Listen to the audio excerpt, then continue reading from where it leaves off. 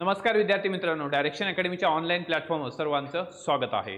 राज्यसेवा मुख्य परीक्षा 2025 त्याचबरोबर जे विद्यार्थी राज्यसेवा 2026 साठी प्रिपेअर करत आहेत अशा विद्यार्थ्यांसाठी अत्यंत महत्त्वाचा हा व्हिडिओ आहे. या व्हिडिओच्या माध्यमातून आपण जो आयोगाचा जो सिलेबस आहे, आयोगाने या ठिकाणी यूपीएससीच्या धर्तीवर जो सिलेबस या ठिकाणी आपल्याला दिलेला आहे, डिस्क्रिप्टिव्ह पॅटर्न आहे मेन्ससाठी. तर त्या डिस्क्रिप्टिव्ह पॅटर्न मधील पेपर नंबर 2 किंवा या ठिकाणी जीएस पेपर 2 मधला या ठिकाणी आपण राज्यव्यवस्था व प्रशासन म्हणजेच कॉन्स्टिट्यूशन, पॉलिटी आणि गव्हर्नन्स हा जो सिलेबस आहे मेन्सचा तो या ठिकाणी डिटेलमध्ये आपण डिकोडिंग करणार आहोत. त्याचबरोबर या लेक्चरच्या माध्यमातून आपण यूपीएससीचे जे पीवायक्यूज आहेत ते पीवायक्यू सुद्धा या ठिकाणी अभ्यासणार आहोत, कारण आपल्याला जो रेफरन्स आहे तो या ठिकाणी यूपीएससीच्याच पीवायक्यूचा रेफरन्स असणार आहे. कारण आपल्याकडे सध्या इतर सोर्सेसची उपलब्धता नाही किंवा आयोगाचा कोणताही पेपर झालेला नाही. पहिला पेपर होणार आहे 2025 ची मेन्स. त्यामुळं आपल्याकडं या ठिकाणी मेन्ससाठी साधारण 3.5 ते 4 महिन्याचा टाइम आहे. 4 महिन्याचा आपल्याला निश्चित असा टाइम आयोगाने दिलेला आहे आणि मेन व्हाईल या ठिकाणी पेपरमध्ये सुद्धा खूप मोठ्या प्रमाणात गॅप सुद्धा दिलेला आहे. त्यामुळे खूप चांगल्या पद्धतीनं हा जो टाइम सेट आहे तो या ठिकाणी किंवा टाइम टेबल हा आयोगाने डिझाईन केलेला आहे. तर यामध्ये आजच्या व्हिडिओमध्ये आपण या ठिकाणी सिलेबस डिकोडिंग करणार आहोत. त्या माध्यमातून आपल्याला एक गोष्ट लक्षात येईल की यूपीएससी कशा पद्धतीने प्रश्न विचारत असते. त्या ठिकाणी कुठल्याही पद्धतीने आउट ऑफ द सिलेबस नसतो, परंतु या ठिकाणी की सिलेबसचा रिलेव्हन्स करंटच्या संदर्भात असतो. तशाच प्रकारचे प्रश्न आपल्याला राज्यसेवेमध्ये सुद्धा विचारले जाऊ शकतात आणि त्याचा सुद्धा करंट रिलेव्हन्स असणार आहे. त्यामुळं आपल्याला यूपीएससीचे पीवायक्यू सुद्धा सिलेबस सोबत पाहणं गरजेचं आहे आणि सिलेबस डिकोडिंगच्या माध्यमातून तुम्हाला एक आयडिया येईल की या ठिकाणी सिलेबस कशा पद्धतीने डिकोड करायचा आहे, कशा पद्धतीने समजून घ्यायचा आहे. कारण सक्सेसची पहिली जी की आहे ते म्हणजे आहे सिलेबस. आपल्याला सिलेबस योग्य पद्धतीने समजणं गरजेचं आहे. प्रत्येक टॉपिक, प्रत्येक पॉइंट तुम्हाला या ठिकाणी डिकोड होणं गरजेचं आहे. त्यासाठी हा व्हिडिओ आहे. आपण जर डायरेक्शन अकॅडमीच्या यूट्यूब चॅनलला नवीन असाल तर सबस्क्राईब करायला विसरू नका. त्याचबरोबर काही या ठिकाणी क्युरी असेल तर खाली डिस्क्रिप्शन बॉक्समध्ये जरूर लिहा आणि हा व्हिडिओ या ठिकाणी मित्रांना सुद्धा शेअर करा, कारण हा डिकोडिंगचा व्हिडिओ आहे आणि अगदी दर्जेदार कंटेंट तुम्हाला डायरेक्शन अकॅडमीमध्ये उपलब्ध आहे. आम्ही या ठिकाणी योग्य पद्धतीने तुम्हाला डायरेक्शन करण्यासाठी तयार आहोत. तर यामध्ये राज्यसेवा मुख्य परीक्षा 2025. आता या राज्यसेवेचा जर विचार केला त्यामध्ये आपण जीएस पेपर 2, ठीक आहे, जीएस पेपर 2 म्हणजे मेन्समध्ये आपल्याला प्रत्येक पेपर जो आहे त्यामध्ये 250 मार्काचे पेपर आहे. एक तर एसए 250 मार्कासाठी आहे, त्यानंतर 4 जीएस आहेत, 1, 2, 3, 4 अँड ऑप्शनलचे 2 पेपर आहे. तर अशा पद्धतीने टोटलमध्ये जर पाहिलं तर 1750 मार्काची मेन्स आहे. त्यामधील पेपर नंबर 2 सामान्य अध्ययन जीएस. आता जीएस पेपर 2 यामध्ये आपल्याला 3 पार्ट आहेत. एक तर काय आहे, हा ओरिजिनल सिलेबस आहे आयोगाचा. त्यामध्ये एक आहे प्रशासन, दुसरं संविधान आणि या ठिकाणी तिसरं आहे या ठिकाणी राज्यशास्त्र आणि त्यानंतर सामाजिक न्याय व आंतरराष्ट्रीय संबंध. आजच्या सिलेबसमध्ये किंवा आजच्या टॉपिकमध्ये किंवा आजच्या डिकोडिंगमध्ये आपण या ठिकाणी प्रशासन, गव्हर्नन्स, कॉन्स्टिट्यूशन आणि राज्यशास्त्र, पॉलिटी त्याचा विचार इथं करणार आहोत. आपल्याला जो सिलेबस दिलेला आहे तो सिलेबस आपल्याला या ठिकाणी मुखपाठ असणं गरजेचं आहे, पाठ असणं गरजेचं आहे आणि ते समजून घेणं सुद्धा महत्त्वाचं आहे. आता यामध्ये पहिला जो पॉइंट आहे, पहिला सिलेबसचा पॉइंट आहे भारतीय संविधान, इंडियन कॉन्स्टिट्यूशन. भारतीय संविधान, ऐतिहासिक पार्श्वभूमी, उत्क्रांती, वैशिष्ट्ये, सुधारणा, महत्त्वपूर्ण तरतुदी आणि मूलभूत संरचना. हा या ठिकाणी पॉइंट नंबर 1 आहे. आता ह्या पॉइंट नंबर 1 ला आपण डिटेलमध्ये डिस्कस करू की भारतीय संविधान, इंडियन कॉन्स्टिट्यूशन. त्यामध्ये इंडियन कॉन्स्टिट्यूशन आणि आपल्याला काय आहे ते ऐतिहासिक पार्श्वभूमी आहे, हिस्टॉरिकल बॅकग्राऊंड आहे. आपल्याला हिस्टॉरिकल बॅकग्राऊंडवर एखादा प्रश्न म्हणजे आपलं संविधान, आता या ठिकाणी जे दिलेले पॉइंट आहेत त्यावरच आयोग आपल्याला प्रश्न विचारणार आहे किंवा यूपीएससी सुद्धा आपल्याला प्रश्न विचारत असते. तर या ठिकाणी आपल्याला होल कॉन्स्टिट्यूशन आहे, परंतु त्या कॉन्स्टिट्यूशन मध्ये सुद्धा आपल्याला कशावर फोकस करायचा आहे हे आयोगाने सांगितलेलं आहे. तर फोकस कशावर आहे तर आपल्याला या ठिकाणी हिस्टॉरिकल बॅकग्राऊंड आहे, म्हणजे 1773 पासून ते 1947 पर्यंत हे ब्रिटिशांनी जे काळ कायदे कानून व्यवस्था तयार केली होती त्याचा प्रभाव आपल्या संविधानावर कसा झालेला आहे, संविधान या ठिकाणी बनतेस त्याचा या ठिकाणी किंवा इन्फ्लुअन्स आपल्या संविधानावर कशा पद्धतीने आहे ते हे आहे ऐतिहासिक पार्श्वभूमी. त्यानंतर उत्क्रांती आहे, कशा पद्धतीने आपलं संविधान तयार करण्यात आलं, त्या इव्होल्युशन ज्याला आपण म्हणू. त्यानंतर या ठिकाणी किंवा फीचर्स काय आहेत आपल्या कॉन्स्टिट्यूशनचे, डायरेक्ट आपल्याला फीचर्स की इंडियन कॉन्स्टिट्यूशनचे फीचर्स किंवा वैशिष्ट्य कोणते आहेत. त्यानंतर महत्त्वाचं आहे अमेंडमेंट्स. ओके, त्या ठिकाणी अमेंडमेंट. आता हा जो टॉपिक आहे अमेंडमेंट्स हा कसा आहे, करंट रिलेटेड टॉपिक्स आहे आणि यामध्ये सरकार अमेंडमेंट करत असं. जसं एक्झाम्पलमध्ये या ठिकाणी 104th अमेंडमेंट आहे. 104th अमेंडमेंट आयोगाने सुद्धा या ठिकाणी अनेक वेळा म्हणजे आयोग म्हणजे UPSCने सुद्धा अनेक वेळा अमेंडमेंट प्रश्न विचारलेले आहे. जसं या ठिकाणी रिसेंटली 1 से 4 किंवा या ठिकाणी 104th amendment which is related to SC ST reservation. Okay, किंवा अँग्लो इंडियन जे आहे त्यांचं रिझर्वेशन जे 10 वर्षासाठी एक्सटेंड करण्यात आलेलं आहे ते या ठिकाणी अँग्लो इंडियनसाठी नाही परंतु SC ST साठी एक्सटेंड करण्यात आलं. तर ही आहे 104वी घटना दुरुस्ती 2020 मधली. ठीक आहे, आता यामध्ये ही अमेंडमेंट आहे. त्याचबरोबर या ठिकाणी सिग्निफिकंट प्रोव्हिजन्स. ओके, म्हणजे महत्त्वपूर्ण तरतुदी. आता महत्त्वपूर्ण तरतुदीमध्ये काय आहे तर आपल्याला या ठिकाणी की विशेषतः फंडामेंटल राईट, महत्त्वपूर्ण तरतुदीमध्ये काय आहे, फंडामेंटल राईट आहे, DPSP आहे तर आणि ड्युटीज आहेत. विशेषतः या ठिकाणी फंडामेंटल राईटला रिलेट करून प्रश्न विचारला जातो. कारण काय आहे, फंडामेंटल राईटच्या बाबतीमध्ये दररोज काही ना काहीतरी या ठिकाणी सुप्रीम कोर्टाचं जजमेंट येत असतं. त्यामुळं प्रश्नाचं उत्तर लिहित असताना आपल्याला जजमेंट्स महत्त्वाचे आहेत, त्याचबरोबर या ठिकाणी केसेस महत्त्वाच्या आहेत, खटले महत्त्वाचे आहेत. तर यामध्ये फंडामेंटल राईटच्या संदर्भात प्रश्न असतो ते आपल्याला PYQ मध्ये आर्टिकल 21 वर प्रश्न विचारलेला आहे, आर्टिकल 20 वर प्रश्न विचारलेला आहे. मग आर्टिकल 21 जे आहे life to personal liberty. Okay, life to personal liberty जीवन जगण्याचा अधिकार आहे. मग या संदर्भात सुप्रीम कोर्टाचे जजमेंट येत असतात. सुप्रीम कोर्टाच्या काही या ठिकाणी खटले जे आहेत ते याच्यामध्ये त्या खटल्याचा सुद्धा पुनर्विचार केला जात असतो. त्यामुळं आपल्याला या ठिकाणी हे अभ्यास करत असताना किंवा या ठिकाणी की या पेपरचा अभ्यास करत असताना आपल्याला आपलं करंट जे आहे ते या ठिकाणी स्ट्रॉंग असणं गरजेचं आहे. म्हणजे आता 2025 ची एक्झाम होणार आहे. ओके, या ह्याच्यामध्ये 2025 ची मे मध्ये एक्झाम होणार आहे. मग मे पर्यंत म्हणजे 2026च्या मेला होणार आहे. तर 2025 मधलं जे करंट आहे ओके तर which is more relevant to your syllabus. सिलेबसच्या संदर्भात काय आहे की रिलेट असलेलं करंट जे आहे ते आपल्याला महत्त्वाचं असतं. त्यामुळं हे आपल्याला या ठिकाणी करंट विथ कन्व्हेन्शन म्हणजे आपला या ठिकाणी आधी स्टॅटिक भाग क्लिअर होणं गरजेचं आहे. आता यासाठी लक्ष्मीकांत आहे, त्याचबरोबर NCERT आहे आणि फक्त लक्ष्मीकांत नाही कारण इम्प्लिमेंटेशन आहे. त्यामुळं इतरही काही सोर्सेस आपल्याला इथं वापरावे लागतात. ठीक आहे, तर सिग्निफिकन्स प्रोव्हिजन आणि बेसिक स्ट्रक्चर. ठीक आहे, आता हा जो पॉईंट आहे बेसिक स्ट्रक्चर हा तर या ठिकाणी एक प्रकारे UPSCच्या बाबतीत जर पाहिलं तर अनेक वेळा ह्याच्यावर प्रश्न विचारलेले आहे बेसिक स्ट्रक्चरवर, ज्याला आपण या ठिकाणी मूलभूत संरचना मूलभूत ढाचा असं म्हणतो. तर मूलभूत संरचना आणि अनेक वेळा काय होत असतं की सरकारच्या माध्यमातून किंवा या ठिकाणी संसद किंवा सरकार जे या ठिकाणी ज्याला आपण लेजिस्लेटिव्ह बॉडी म्हणतो, एक्झिक्युटिव्ह बॉडी म्हणतो, ते हे काय करत असतं या ह्याच्यामध्ये की जे बेसिक स्ट्रक्चर आहे जे केशवानंद भारती वर्सेस केरळ राज्य 1973 मध्ये जे सांगितण्यात आलेले आहे बेसिक स्ट्रक्चर जे डिफाईन करण्यात आलं फर्स्ट टाइम, तर ते जे स्ट्रक्चर आहे बेसिक स्ट्रक्चर तर ते बेसिक स्ट्रक्चर अनेक वेळा व्हायलेट होत असतं. मग त्या संदर्भात काय आहे आपल्याला इथं प्रश्न विचारले जातात. त्यामुळं पॉलिटीमध्ये जजमेंट महत्त्वाचे आहेत, केस स्टडीज महत्त्वाच्या आहेत. तुम्हाला प्रत्येक प्रश्नामध्ये केस स्टडी माहीत असणं गरजेचं आहे आणि करंट रिलेव्हन्स हा अत्यंत महत्त्वाचा असतो. तर याला धरून म्हणजे या सिलेबसला धरून आपण एक UPSCचा 2022चा क्वेश्चन इथं घेतलेला आहे. म्हणजे हे क्वेश्चन घेण्याचा हेतू काय आहे तर क्वेश्चन कसे विचारले जातात. ठीक आहे, आणि त्या क्वेश्चनच्या माध्यमातून आपल्याला काय समजून घ्यायचं आहे की जो सिलेबस आहे त्या सिलेबसचे रिलेटेडच प्रश्न विचारले जातात, परंतु त्याचा काय असणार आहे करंट रिलेव्हंट असणार आहे. तर यामध्ये प्रश्न आहे right to movement and reside throughout the territory of India are freely available to the Indian citizen, but these rights are not absolute. Okay, त्याच्यावर काय करायचं आपल्याला कॉमेंट करायचं. म्हणजे भारताच्या भूप्रदेशात निर्बंधाशिवाय संचार आणि वास्तव करण्याचा आपल्याला या ठिकाणी अधिकार आहे. तर नागरिकांना दिला गेला आहे. तथापि हे अधिकार काय नाहीत, निरपेक्ष नाहीत. यावर काय करायचे आहे टिप्पणी किंवा कॉमेंट करायचं आहे. आता यामध्ये हे आपल्याला आर्टिकल 19 आहे. ओके, आर्टिकल 19 काय तर यामध्ये आपल्याला स्वातंत्र्य आहेत आणि 6 प्रकारचे स्वातंत्र्य दिले आहेत. आपल्याला कुठेही फिरण्याचा अधिकार आहे, परंतु हा जो या ठिकाणी फिरण्याचा वास्तव करण्याचा अधिकार आहे हा ॲब्सोल्यूट नाही. ओके, म्हणजे या ठिकाणी निरपेक्ष नाही. त्याच्यावर सरकार काय लावू शकतं, या ठिकाणी रिझनेबल रिस्ट्रिक्शन लावू शकतं. काही पर्याप्त कारणाच्या आधारे त्याच्यावर रिस्ट्रिक्शन लावता येतात.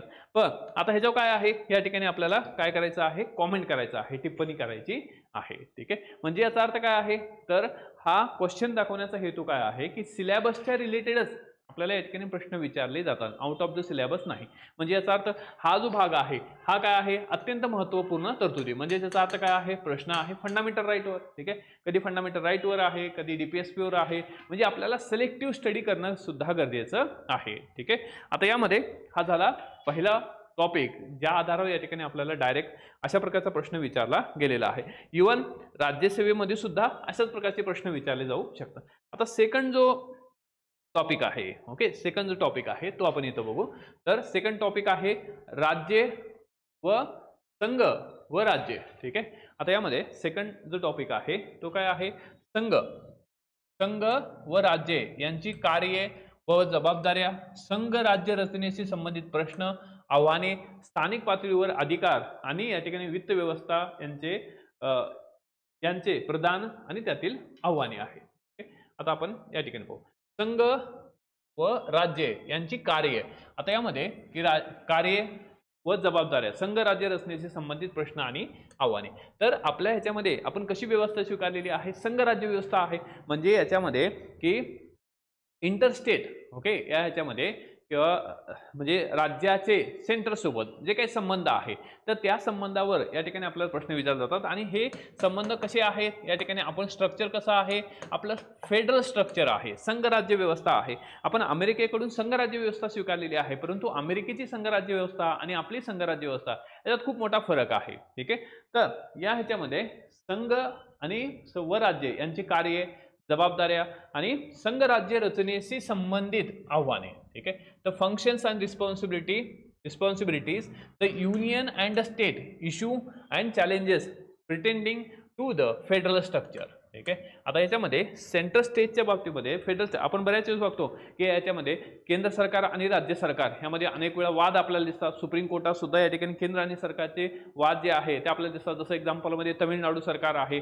आणि केंद्र सरकार आहे यांच्यामध्ये निर्माण झालेला वाद असेल. ओके, त्याचबरोबर या ठिकाणी राष्ट्रपती किंवा राज्यपालाच्या बाबतीत जे त्यांना जो काही विटो पॉवर आहे या विटो पॉवरच्या संदर्भात असणारा या ठिकाणी वाद असेल. तर हे जे आहेत हे प्रश्न आपल्याला विचारले जातात. त्याचबरोबर स्थानिक पातळीवर अधिकार आणि वित्त व्यवस्थापन यांचे प्रदान आणि त्यांतील आव्हाने. आता स्थानिक पातळी म्हणजे याचा अर्थ काय आहे, या ठिकाणी असणार आहे 73-74वी अमेंडमेंट, ज्या घटना दुरुस्तीने पंचायत राज व्यवस्थेला काय आहे घटनात्मक दर्जा दिला. तर 73-74वी घटना दुरुस्ती.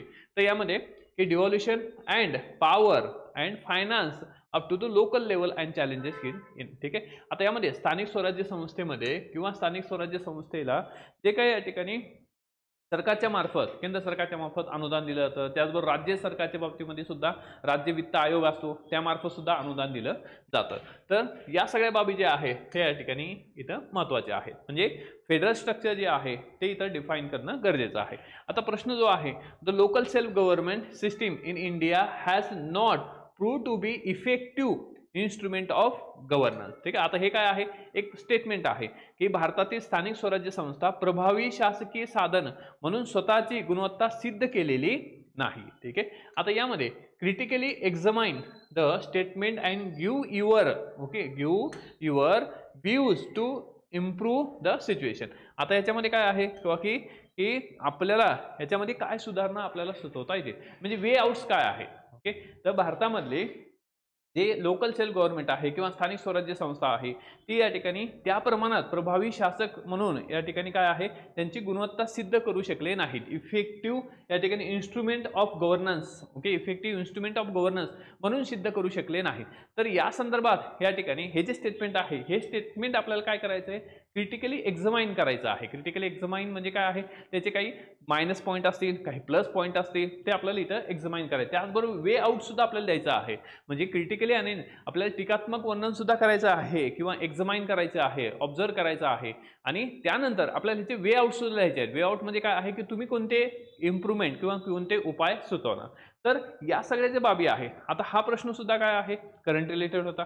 तर इथं लक्षात ठेवायचं आहे की ज्या पद्धतीने यूपीएससी मध्ये करंट रिलेटेड प्रश्न विचारले जातात आपल्याला सुद्धा विचारले जाऊ शकतात. परंतु यामध्ये यूपीएससीचे क्वेश्चन आणि एमपीएससी क्वेश्चन याच्यामध्ये डेफिनेटली काय आहे, डिफरन्स असणार आहे. लेवल जे आहे एमपीएससी मध्ये स्ट्रेट फॉरवर्ड क्वेश्चन विचारले जाऊ शकतात. ठीक आहे, पण रेफरन्स म्हणून आपल्याला यूपीएससीचेच प्रश्न पाहावे लागतील. तर सिलेबस सुद्धा, सिलेबस आपण आता डिकोड करतोय. अशाच पद्धतीने संपूर्ण सिलेबस जो आहे तो या ठिकाणी आपल्या रिस्पेक्टिव्ह जी फॅकल्टीज आहे त्यांच्या मार्फत या ठिकाणी हा संपूर्ण सिलेबस आपण डिस्कस करणार आहोत 1 2 3 4 पेपरचा. त्याचबरोबर एससीवर सुद्धा सेशन असेल. तर यामध्ये कारण तुम्हाला सिलेबस समजणं गरजेचं आहे. तर यामधला हा सेकंड पॉइंट ज्यामध्ये 2017चा हा क्वेश्चन आहे. त्यानंतर अजून एक प्रश्न आपण बघू त्याच आधारे या ठिकाणी सेकंड जो पॉइंट आहे गव्हर्नन्स आणि पंचायत राज की did the government of India act 1935 ले down a federal constitution. Okay, federal constitution. आता आपल्याला हे डिस्कस करायचं आहे की 1935चा जो भारत शासन कायदा आहे त्यानं संघ राज्यात्मक संविधानाचा पाया घातलेला आहे का. ओके, तर घातला होता का यावर चर्चा करायची आहे. आता यामध्ये फेडरल स्ट्रक्चर 1935च्या ह्याच्यामध्ये काय आहे तर भारतामध्ये फेडरल स्ट्रक्चर असणार होतं. संघ राज्य व्यवस्था जी आहे 1935च्या कायद्यात सांगण्यात आली होती, परंतु ती व्यवस्था ओके संघ राज्य व्यवस्था ही अस्तित्वात येऊ शकली नाही. कारण त्यावेळेस या ठिकाणी जे प्रांत होते, प्रोव्हिन्सेस होते, ते या ठिकाणी हे राज्य म्हणजे जी शासन व्यवस्था आहे किंवा सरकार आहे त्यामध्ये प्रांत सहभागी झाले, परंतु यामध्ये कोण सहभागी झालं नाही, प्रिन्सली स्टेट ओके राजे रजवाडे हे सहभागी झाले नाहीत. त्यामुळं या ठिकाणी 1935च्या कायद्यामध्ये जी सांगण्यात आलेली जी संघराज्य व्यवस्था आहे ती खऱ्या अर्थाने या ठिकाणी अस्तित्वात येऊ शकली नाही. पण या संघराज्य व्यवस्थेचा जो पाया आहे तो डेफिनेटली काय आहे आपल्याला 1935च्या कायद्यात दिसतो. आणि संघराज्य व्यवस्था जी आहे तो आपण अमेरिकन फेडरेशन जे आहे तर त्याच्यावरून आपण घेतलेली आहे, परंतु तशी ॲज इट इज आपण ती काही फॉलो केलेली नाही. त्याच्यामध्ये की आपण सिच्युएशनल चेंजेस जे आहे ते याच्यामध्ये आपण करत असतो. तर हे झाला या ठिकाणी सेकंड टॉपिक. त्यानंतर आता ह्या सगळ्या ज्या बाबी आहेत तर या सिलेबसचं जे डिकोडिंग आहे किंवा या ठिकाणी की तुम्ही 2025 साठी किंवा की मेन्स देणार आहात त्यासाठी आपण लक्ष्यवेध बॅच हे या ठिकाणी लॉन्च करत आहोत. ते 11 नोव्हेंबर पासून याचा प्रारंभ होत आहे. 11 नोव्हेंबर पासून साधारण 3 ते 4 महिन्याची ही बॅच आहे. 3-3.5 महिन्यामध्ये आपण सगळा संपूर्ण सिलेबस कव्हर करणार आहोत. तर या बॅचच्या माध्यमातून तुम्हाला दररोज डेली 3 लेक्चर्स असतील आणि एव्हरी लेक्चर किती असणार आहे या ठिकाणी की 1.5 आवरचं प्रत्येक लेक्चर असणार आहे 1.5 आवरचं. त्यानंतर यामध्ये 3 लेक्चर्स आहेत 1.5 आवर्सचे. त्यानंतर तुम्हाला या ठिकाणी लाईव्ह आन्सर रायटिंग सुद्धा असणार आहे. ओके, लाईव्ह आन्सर रायटिंग याच्यावर सुद्धा आपण फोकस करणार आहोत की लाईव्ह आन्सर रायटिंग म्हणजे जे शिकवलं जाणार आहे त्यावर या ठिकाणी आन्सर रायटिंग होणार आहे. म्हणजे तुम्हाला या ठिकाणी लागलीच लिहिता पण येणार आहे. त्याचबरोबर ह्याच्या PDF नोट्स तुम्हाला अवेलेबल असतील. करंट अफेअर्सच्या थीम बेस्ड जे करंट अफेअर्स आहे ते सुद्धा इथे प्रोव्हाइड केलं जाईल. त्याचबरोबर UPSCचे जे PYQs आहे ते या ठिकाणी ते सुद्धा डिकोड केले जातील. त्याचं सुद्धा या ठिकाणी आपण ह्या सेशनच्या माध्यमातून ते कव्हर करणार आहोत. त्याचबरोबर झूम मीटिंग असेल, तुमचे डाऊट सॉल्विंग असेल, त्याचबरोबर टेस्ट सिरीज सेक्शनल टेस्ट सुद्धा तुम्हाला प्रोव्हाइड केल्या जातील. अशी परिपूर्ण जी बॅच आहे लक्ष्यवेध बॅच विशेषतः मेन्ससाठी आणि ही बॅच 2025च्या विद्यार्थी त्याचबरोबर 2026चे प्रिपरेशन करणाऱ्या विद्यार्थ्यांसाठी सुद्धा महत्त्वाचे आहे. कारण 2026 साठी सुद्धा फक्त एवढाच टाइम राहिलेला आहे 3.5 ते 4 महिने. म्हणजे नोव्हेंबर पासून तुम्हाला या ठिकाणी साधारण फेब्रुवारीपर्यंत अभ्यास करता येतो. त्यामुळं तुम्ही सुद्धा ह्या बॅचला जॉईन करू शकता. याचे डेमो लेक्चर सुद्धा अवेलेबल असतील. अगदी ऑथेंटिक कंटेंट आणि या ठिकाणी डेडिकेटेड फॅकल्टी आपल्याकडे अवेलेबल आहे ज्यांना UPSCचा एक्सपिरियन्स आहे.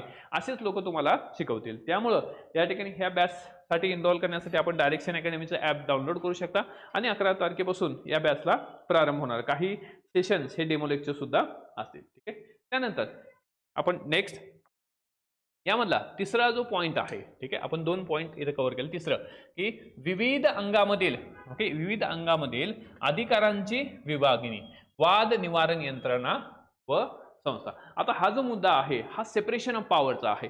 हा मुद्दा या ठिकाणी आपल्याला नेहमी सेपरेशन ऑफ पॉवर जो आहे हा मुद्दा, म्हणजे विविध अंगामधील अधिकारांची विभागणी, वाद निवारण यंत्रणा.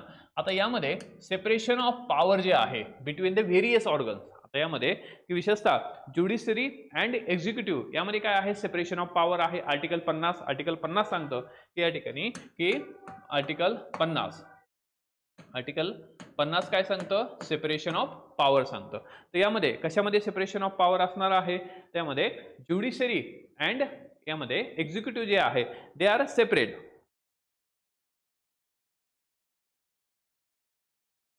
दे आर सेपरेट म्हणजे याचा अर्थ काय आहे की ते म्हणजे या ठिकाणी न्याय व्यवस्था आणि कार्यकारी व्यवस्था ते एकमेकापासून काय असतात, ते या ठिकाणी दूर असतील किंवा ते एकमेकांमध्ये काय करणार नाही, इंटरफेअर करणार नाही.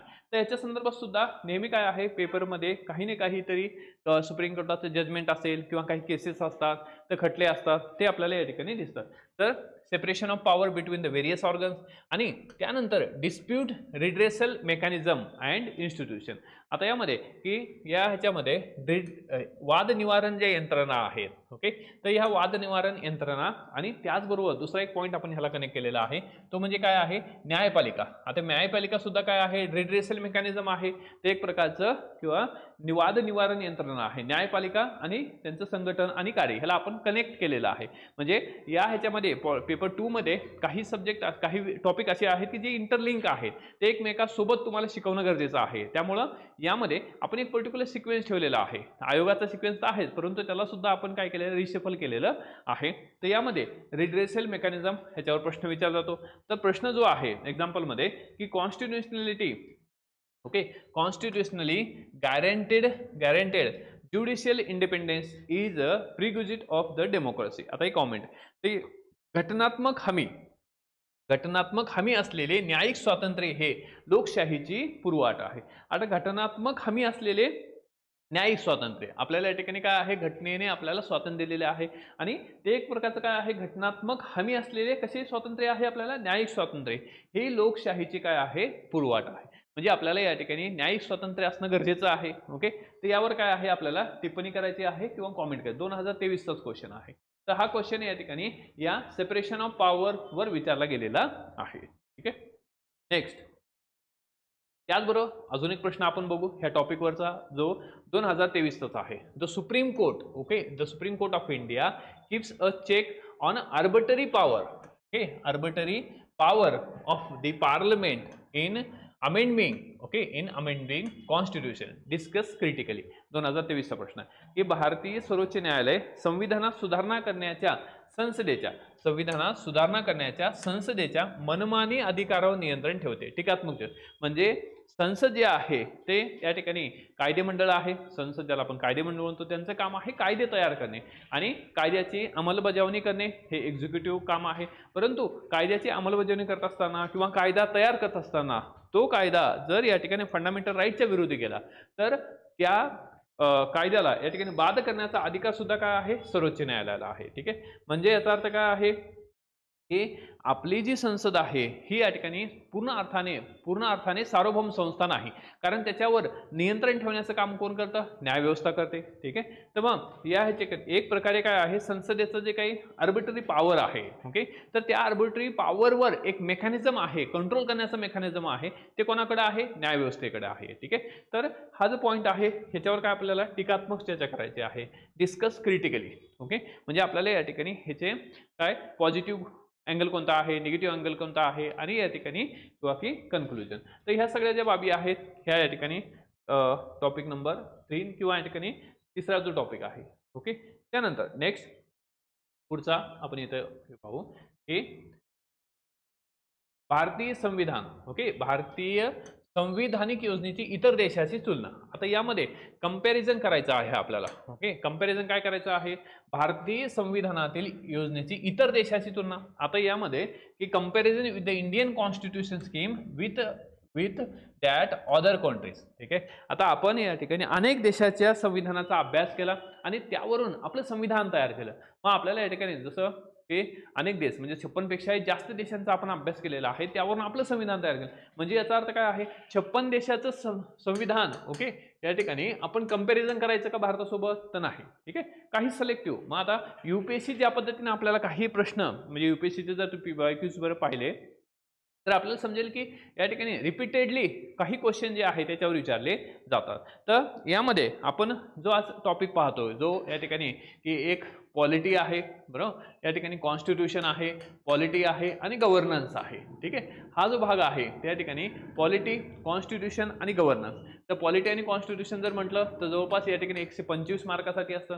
गव्हर्नन्स या ठिकाणी 45 मार्कासाठी आहे. ओके, म्हणजे याचा अर्थ काय आहे, तर आपण हे 170 मार्काचं जे आहे तो आज आपण डिस्कस करतोय. ओके, 170 मार्क आउट ऑफ किती, 250 मार्क, 250 मार्कापैकी 170 मार्काचा जो सिलेबस आहे तो डिकोड आपण करत आहोत. तर यामध्ये मुद्दा आहे की आपल्याला की यूपीएससीचे जर PYQ आपण पाहिले, जसं एक्झाम्पलमध्ये हा एक PYQ आहे ज्यामध्ये की what can France learn from the Indian constitution's approach to secularism. ठीक आहे, आता फ्रान्स जो आहे तर या ठिकाणी फ्रान्स भारताचं जे संविधान आहे तर भारताच्या संविधानामधील जे आपण ज्याला सार्वभौमत्व असं म्हणतो, तर या ठिकाणी सेक्युलरिझम त्याला या ठिकाणी आपण धर्मनिरपेक्ष असं म्हणतो.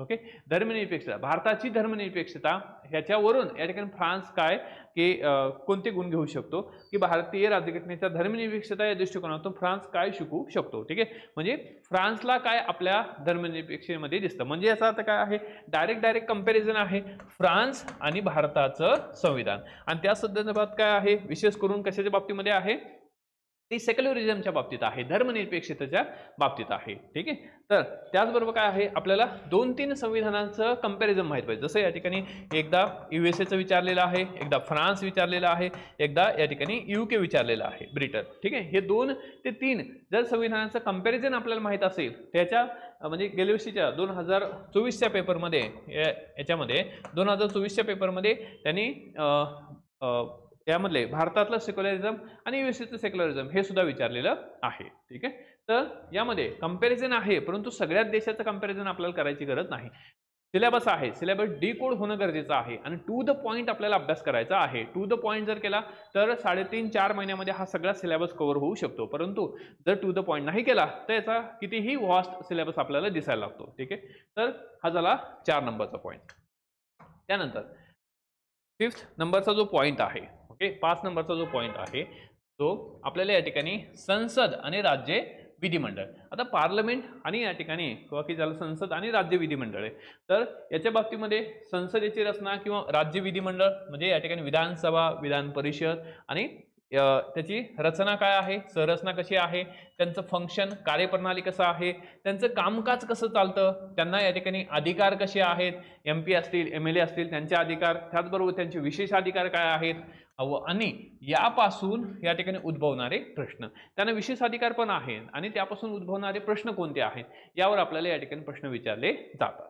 ठीक आहे, तर यामध्ये parliament and state legislature, okay, parliament and state legislature, structure, functioning and the conduct of business, power and privilege and issue arising out of this. म्हणजे याचा अर्थ काय आहे की संसद कशा पद्धतीने काम करतं, विधिमंडळ कशा पद्धतीने काम करतात, तर या ठिकाणी कामकाज कसं होत असतं, एखादा कायदा तयार करायचा असेल तर कसा केला जातो, त्याचबरोबर बजेट असेल तर बजेट कसं पारित केलं जातं, त्याचबरोबर या ठिकाणी जे पार्लमेंटचे किंवा विधिमंडळाचे जे सदस्य आहेत त्यांना कोणत्या प्रकारचे प्रिव्हिलेज असतात याच्यावर आपल्याला प्रश्न विचारले जातात. तर एक्झाम्पलमध्ये 2023 मधला हा प्रश्न आहे, ते या ठिकाणी discuss the contribution of civil society groups for women's effective and meaningful participation and representation in the state legislature. भारतीय राज्य विधिमंडळामध्ये महिलांचे प्रभावी आणि अर्थपूर्ण सहभाग व प्रतिनिधित्व सुनिश्चित करण्याचा नागरी समाज घटकाचे योगदान यावर चर्चा करा.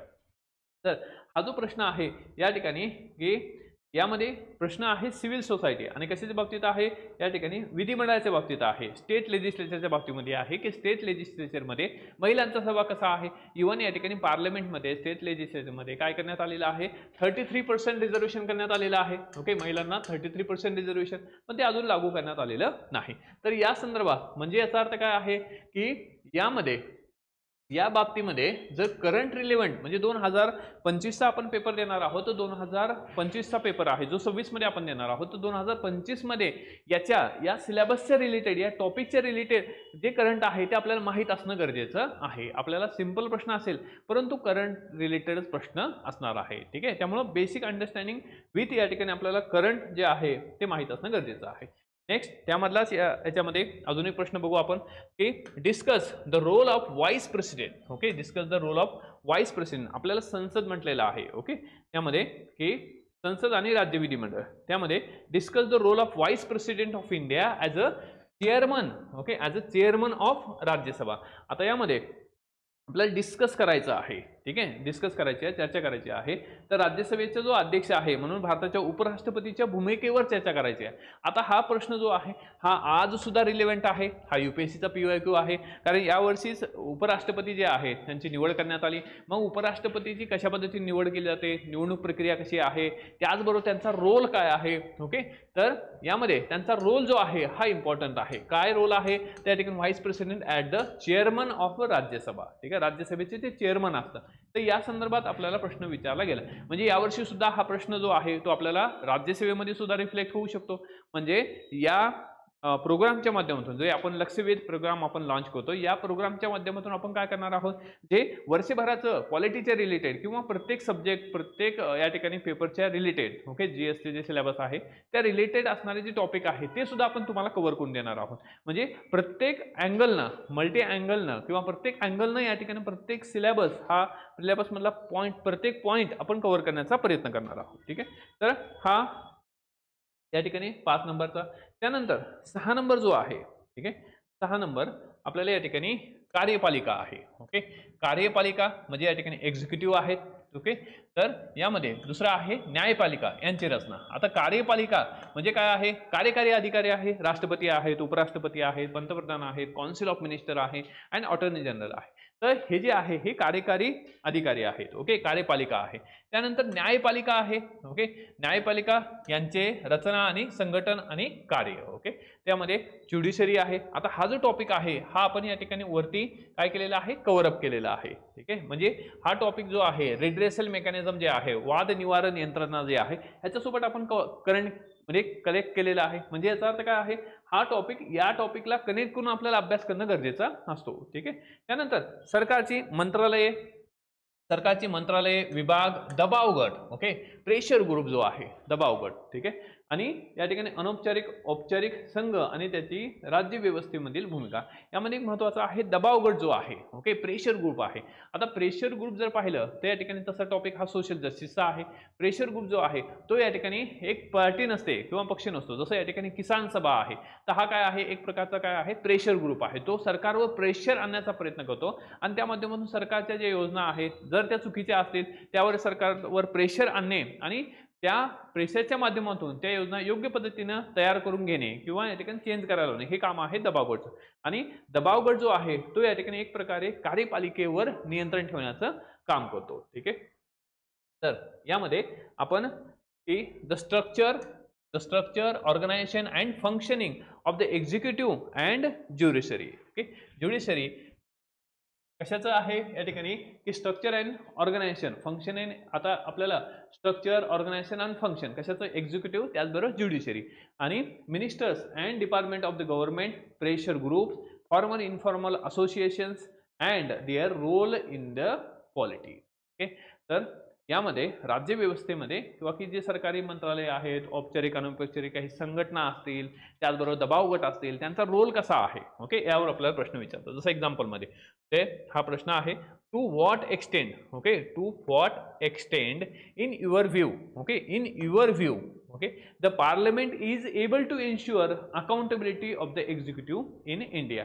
आपल्यामध्ये भारतात कार्यपालिकेची उत्तरदायित्व निश्चित करण्यात संसद कितपत सक्षम आहे. ठीक आहे, आता यामध्ये कार्यपालिकेचे उत्तरदायित्व म्हणजे कार्यपालिका म्हणजे काय आहे, एक्झिक्युटिव्ह जे अथॉरिटी आहे, तर ती एक्झिक्युटिव्ह अथॉरिटी या ठिकाणी की त्यांचं जे कार्य आहे ते कार्य निश्चितपणाने किंवा सक्षम पद्धतीने करण्यासाठी संसद जी आहे त्या ठिकाणी कितपत संसद आहे किंवा म्हणजे कितपत सक्षम आहे. ठीक आहे, तर किंवा to extend in your view the parliament is able to ensure the accountability of the executive in India? म्हणजे अकाउंटेबिलिटी, कार्यकारी मंडळ जे आहे किंवा या ठिकाणी एक्झिक्युटिव्ह त्यांची अकाउंटेबिलिटी आहे, कारण या ठिकाणी ते गव्हर्नमेंटचे काय आहे किंवा त्याला आपण हेड ऑफ द गव्हर्नमेंट म्हणतो, जसं प्राईम मिनिस्टर आहे, हेड ऑफ द स्टेट आहे, त्याला आपण राष्ट्रपती म्हणतो. मग ही एक्झिक्युटिव्ह बॉडी आहे, यांची रिस्पॉन्सिबिलिटी आहे किंवा अकाउंटेबिलिटी आहे. तर मग ती अकाउंटेबिलिटी या ठिकाणी किंवा पार्लमेंट हे जे आहे हे कसं उत्तरदायित्व ठरवतं.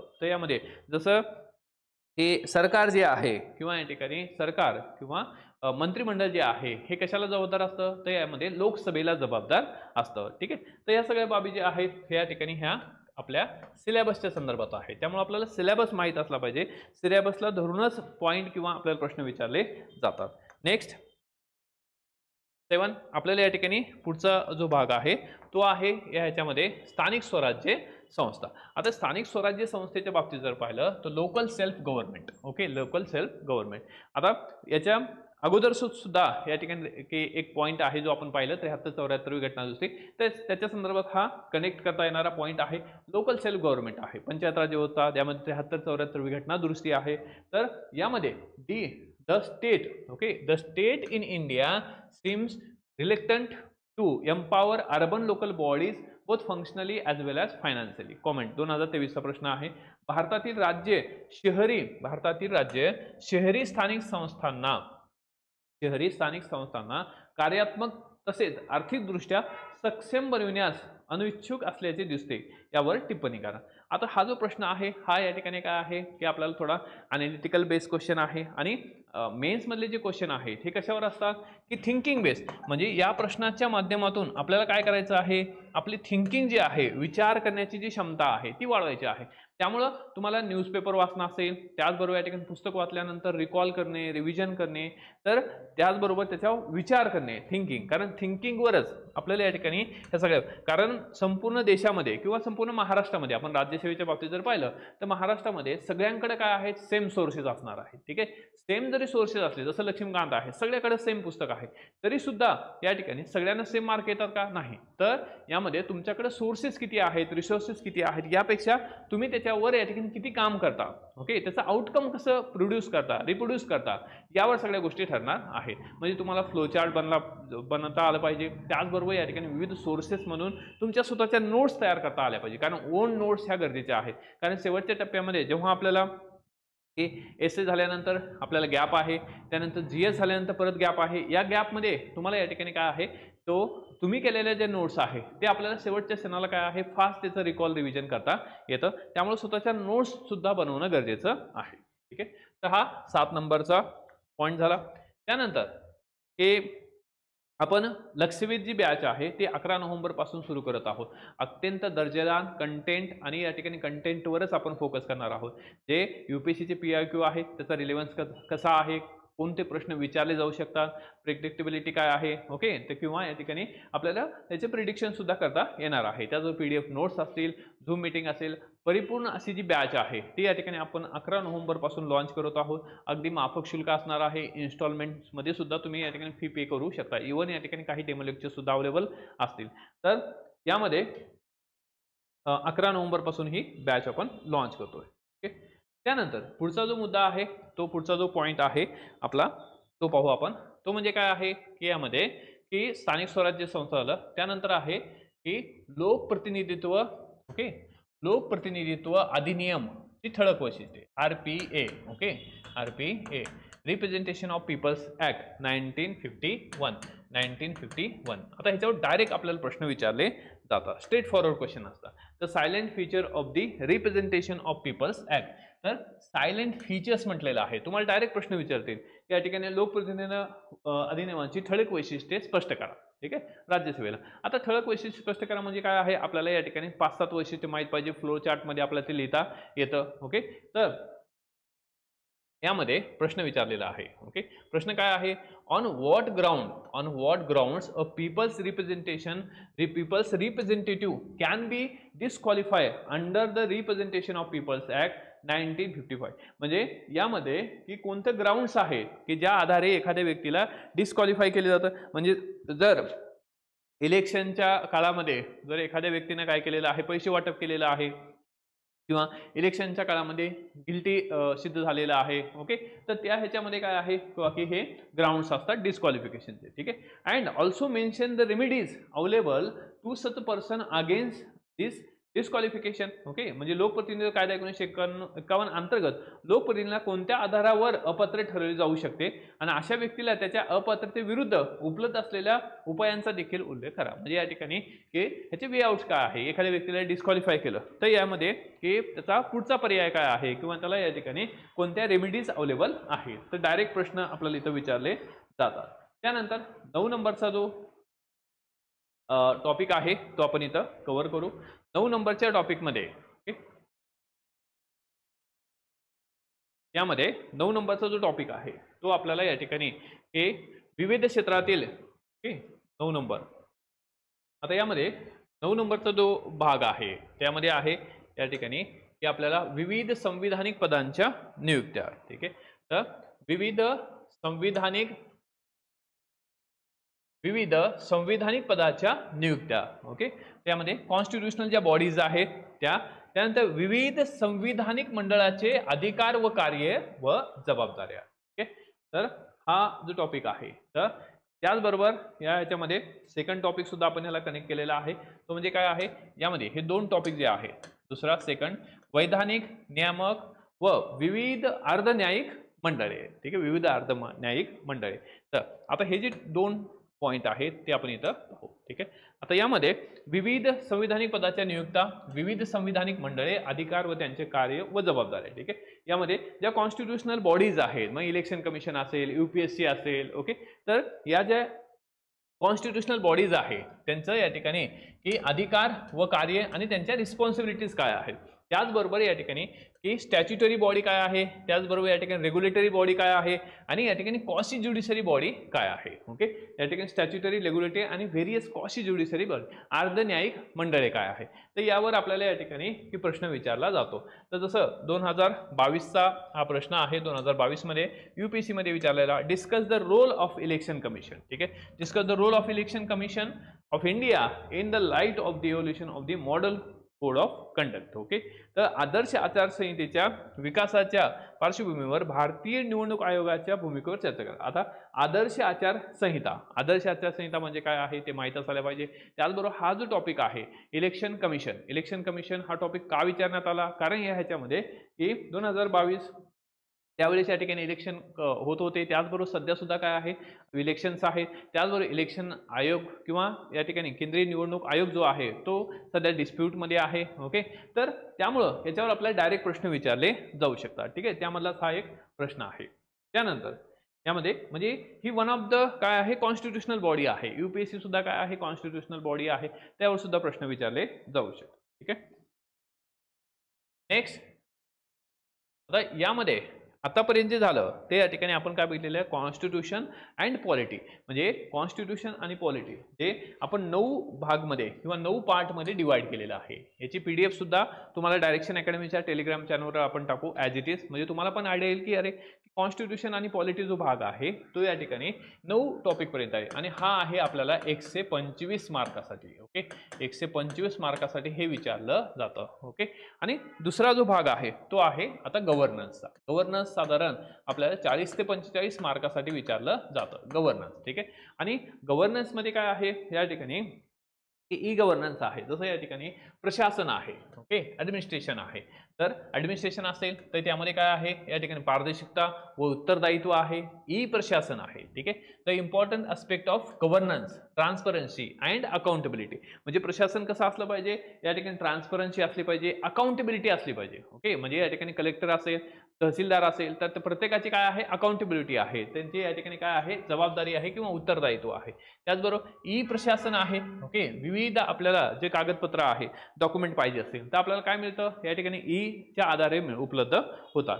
तर यामध्ये ई प्रशासन आहे. त्यानंतर यामध्ये उपाययोजना, प्रतिमाने, यश, मर्यादा व क्षमता याबाबतचे महत्त्वाचे पैलू. तर यामध्ये की ह्याच्या उपाययोजना काय आहेत त्यांचे या ठिकाणी ई गव्हर्नन्स, ॲप्लिकेशन्स, मॉडेल्स काय आहे, सक्सेशन लिमिटेशन्स काय आहे आणि पोटेन्शियलिटी काय आहे त्यानंतर नागरिकांची सनद, ओके, ज्याला आपण सिटीजन्स चार्टर असं म्हणतो, नागरिकांची सनद, तर प्रत्येक ऑफिसमध्ये ही लावलेली असते. सिटीजन चार्टर काय आहे, त्यानंतर पारदर्शकता, उत्तरदायित्व आणि संस्थात्मक व इतर उपाययोजना याच्यावर आपल्याला प्रश्न विचारले जातात. जसं की आपल्याला 2020 मध्ये UPSC मध्ये प्रश्न विचारला होता, the recent amendment, okay, recent amendment to the right to information act, recent amendment right to information act will have the profound impact on the autonomy and independence of the information commission discuss. ठीक आहे. आता यामध्ये recently ह्याच्यामध्ये काय करणार, आता हा current based question होता त्यावेळेसचा, की त्यामध्ये सरकारनं की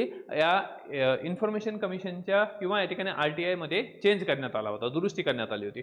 तर माहितीचा अधिकार कायद्यातील अलीकडील म्हणजे त्यावेळची दुरुस्ती माहिती आयोगाच्या या ठिकाणी स्वायत्तता आणि स्वाधीनतेवर काय आहे, सखोल परिणाम घडते. आता यावर आपल्याला डिस्कशन चर्चा करायची आहे की याचे पॉझिटिव्ह अँगल काय आहेत, निगेटिव्ह अँगल काय आहे, त्या सगळ्या बाबी इथं येणार आहेत. म्हणजे डायरेक्ट जो आहे हा प्रश्न स्ट्रेट फॉरवर्ड विचारलेला आहे ई गव्हर्नन्सचा. आणि त्यानंतर ई गव्हर्नन्स मधला जो शेवटचा जो मुद्दा आहे ई गव्हर्नन्स, विशेषतः 2 मुद्दे जे आहेत हे ई गव्हर्नन्सचे आहेत. त्यामध्ये नागरी सेवांची लोकशाहीमधील भूमिका, role of civil servant in a democracy. ठीक आहे. तर रोल ऑफ सिव्हिल सर्व्हंट, तर म्हणजे या ठिकाणी मग तो सिव्हिल सर्व्हंट ज्याला आपण या ठिकाणी सिव्हिल सर्व्हिसेस म्हणतो, IAS, IPS, IFS असेल किंवा या ठिकाणी स्टेटच्या सर्व्हिसेस असतील, तर यांचा या ठिकाणी लोकशाहीमध्ये काय रोल आहे. जसं एक्झाम्पलमध्ये प्रश्न विचारलेला, has the cadre based civil services organisation been the cause to slow change in India critical examine. म्हणजे या ठिकाणी कॅडर बेस म्हणजे किंवा IAS IPS साठी काय आहे, कॅडर अलॉटमेंट असते. त्या कॅडरमुळं या ठिकाणी किंवा की भारतामधली जी ग्रोथ आहे किंवा ह्या कॅडर अलॉटमेंट सिस्टीममुळं तर या ठिकाणी भारताची ग्रोथ जी आहे ती स्लो झालेली आहे का, ही आपल्याला क्रिटिकली एक्झामाइन करायचं आहे. तर यामध्ये हा जो प्रश्न आहे हा या ठिकाणी काय आहे की role of civil services in a democracy. आता आपल्या राज्यसेवेला सुद्धा हा प्रश्न विचारला जाऊ शकतो. ठीक आहे. परंतु राज्यसेवेमध्ये काय आहे, राज्यसेवेमध्ये कॅडर अलॉटमेंट नसतं. ठीक आहे. पण ह्याला दुसरा अँगल म्हणजे या ठिकाणी ह्यांचे फंक्शन्स कसे असतात, ओके, यांचं स्ट्रक्चर कसं असतं यावर आपल्याला प्रश्न विचारले जाऊ शकतात. ठीक आहे. तर अशा पद्धतीनं हा GS पेपर 2, ओके, म्हणजे मेन्स मधला GS पेपर 2 आपण कव्हर केला, ज्यामध्ये पॉलिटी, ओके, ज्यामध्ये एक आहे कॉन्स्टिट्यूशन, त्यानंतर आहे पॉलिटी अँड या ठिकाणी गव्हर्नन्स. ओके, गव्हर्नन्स, हे 3 टॉपिक जे आहे हे आपण इथं कव्हर केलेले आहेत. ठीक आहे. हे 3 टॉपिक कव्हर केले.